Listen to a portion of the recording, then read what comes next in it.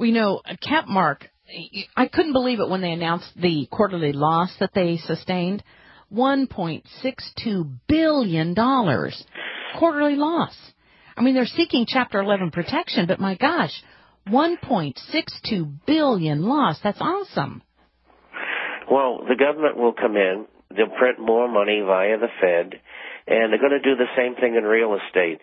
You haven't even seen the bottom of residential real estate yet. I mean, we're still 20% or more away. And we've seen commercial come down 30%. We're looking at another 35%. And the banks, even in good loans, both here and in Europe, they can't make any loans because they don't have the money to do it because they have so many bad assets on their balance sheet. Oh, but we're getting ready to do another bailout. Obviously, we got lots of money somewhere. We'll be right back.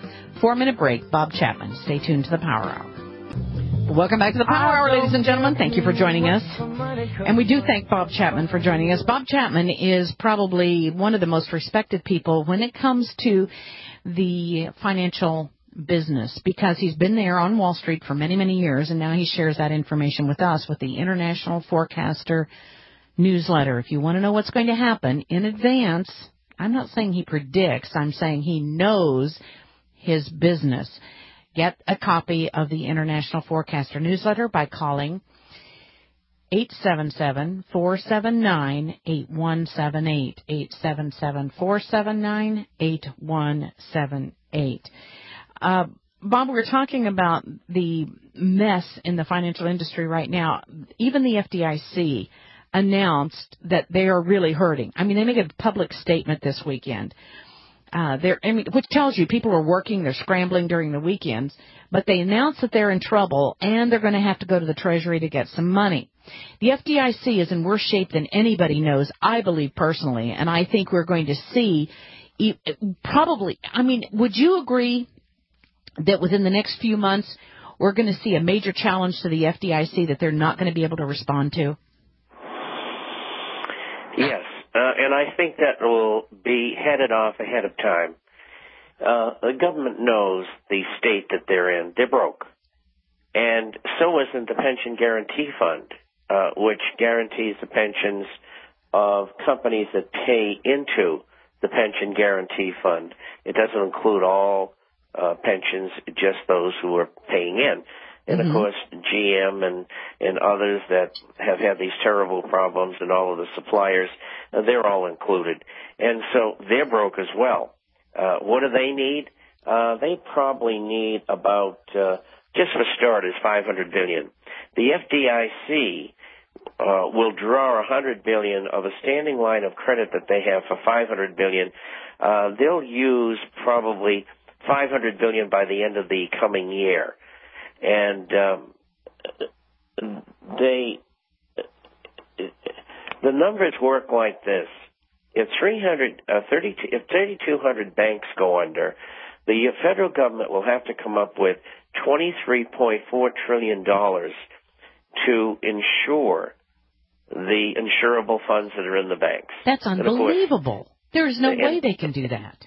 But we're only talking about 3,200. If 4,200 banks go under, which is the range which I've explained in my publication, then the figure is going to be much worse. And so what happens is the Fed prints the money, gives it to the Treasury. The Treasury mets it out. What are we going to have? We're going to have a Weimar Republic. We're going to have an Argentina. We're going to have massive, unbelievable inflation. And what's going to be worth anything? Gold and silver-related assets. It's the only place to hide. It's the only place to protect what wealth you have. And please, I'm telling you, you're not going to get another opportunity. Gold and silver are going to continue to go up because of inflation alone and a flight to quality. A flight to quality. We hear that term and that statement all the time. What is a flight to quality? It's a flight away, in this case, from every currency in the world, because only one of them has any backing in gold whatsoever, and that's the euro, and it's only about 7%. And so what has to happen is countries have to go out and buy gold, and they're going to do that. And that's going to make the price go even higher. Now, That's where we're headed with this thing. We have not seen anything yet. Just to catch up with real inflation, gold has to go to $6,700. John Williams, eminent economist, who I follow very closely, he says $7,150. Wait a minute. Per ounce? Per ounce. For gold? And the official inflation rate would put gold between $2,370 and $2,500. And of course, they lie about everything. But that's your barest minimum. And why do I think it's going to go there for sure? Because J.P. Morgan Chase, Goldman Sachs, Deutsche Bank have all said that gold is going to $2,500 an ounce over the next couple of years. All right, so it's going so they're even admitting it.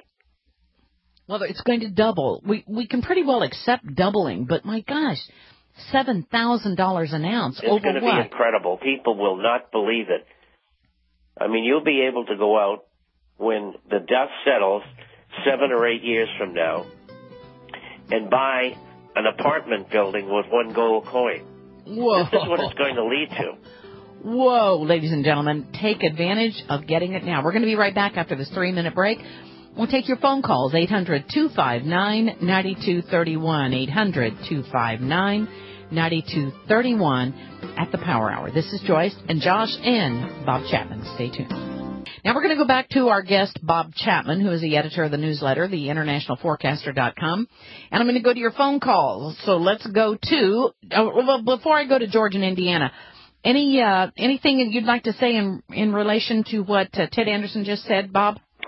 Just two quick comments. Number one, we used to have a Greenspan put in the stock market. In other words, if the market started to go down, he'd do what was necessary to make it go up. Today we have a Chinese put in the price of gold, and that's why it's not moving out of the range. The United States government is selling gold by shorting it and using derivatives to try to keep it down. Every time they knock it down $10, the Chinese step in and buy more. And that's what's going on out there. Another thing, 96% of the experts, the analysts, the economists, the newsletter writers all say gold's going down. You know, that wishful thinking that Ted's talking about, hopefully it'll go back to 1025 so I can buy more. Right. It isn't going to happen. You don't think so? No, I don't think so. Interesting. Okay, let's go to George in Indiana. George, you're on the air. What's on your mind today? Great, guys. I have a constitutional question that's been eating me all week, and maybe you can answer it for me. All right. Since we're in a national state of emergency, that suspends Congress for 6 months, right? That I don't know. I don't either. Well, here's the big question. If it does suspend Congress for 6 months, he's going to Denmark the second week of December. Would that allow him to go ahead and sign that treaty because Congress is not watching? Oh, well, I don't think there's any doubt about that. Well, I think he wants it signed. Congress is supposed to have approval of anything like that, though. Mm-hmm. See? That's a good point. I mean, and so, but if they're suspended, then could he go ahead and supersede what Congress would normally approve, and would we be into that cap and trade? Well, first of all, we have to determine that Congress is suspended for 6 months. I've heard nothing of that talk, okay. So I don't know under which regulation that would come, but maybe somebody out there knows. Maybe Bill in Tennessee knows. We'll try to get an answer for you. Thank you very much, George from Indiana. Go ahead. Go ahead. Everybody out there, you guys that are poor and can't buy gold and silver, there's gold in every state. I'm finding it in Indiana. All you got to do is be patient, go on the Internet, find out the creeks that it's in, and go down and pan some. Interesting. I know they got it in Arkansas. Thank you very much, George, for the phone call. Let's go to Christine in Pennsylvania. We are loaded with phone calls. Christine, go ahead, please. Hello. Excuse me. My husband and I have been slowly, we finally wised up a little bit, and we're getting to invest in gold. And just recently, some silver. The gold we have been investing in has been the pre-1933. And my question is, concerning the maple leaf, would that be, in a smaller denomination, would that be something to get into safely? We're more or less just putting things aside and getting things in order. At our age, if it does come down in 10 or 15 years, my children are going to be the ones that are going to be in pretty good shape. That's right. That's right. Let's go to Bob. Bob Chapman, your response. Well, I think the first thing, put your food away, have your filter, something to protect your family with, then get into the gold and silver coins. You can buy 1 ounce coins, half ounce, quarter ounce, whatever you can get your hands on. The same with silver, 90% silver bags, silver eagles. You want to have these for protection. And even, if you can, in your safe at home, $5,000 in small bills in case the banks close.